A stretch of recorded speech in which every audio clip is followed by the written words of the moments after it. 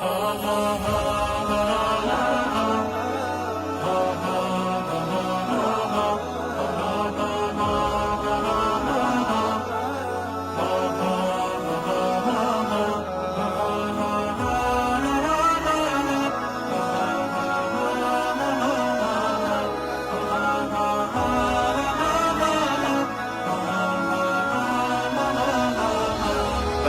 یعنی توی خانه برایم مثل بوستانی، وطن یعنی شکوه من اگرچه باغ ویرانی، وطن یعنی توی خانه برایم مثل بوستانی، وطن یعنی شکوه من اگرچه باغ ویرانی.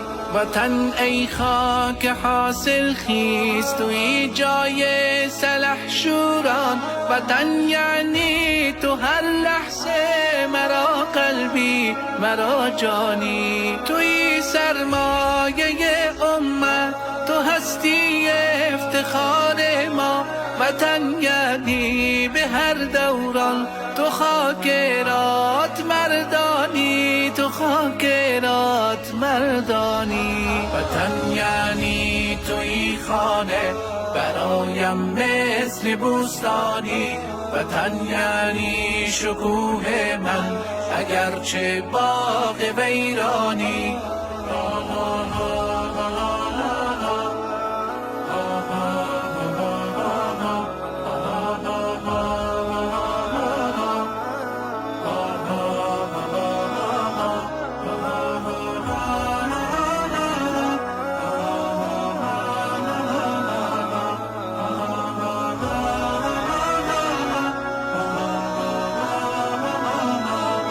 فدایت گشت هر عصری چو فرزندان غیورت، وطن یعنی موفق تر ز هر عصری و دورانی، ز هر عصری و دورانی. وطن نازم به نام تو هوای دل گشاداری، وطن یعنی فضای تو که باشد چون گلستانی، که باشد چون گلستانی. وطن یعنی توی خانه برایم مثل بوستانی، وطن یعنی شکوه من اگرچه باغ ویرانی. چه حد راغب بود خرسند ترقی کرده ای خاکم، شکسته هر بر قدرت در این خاکت به آسانی،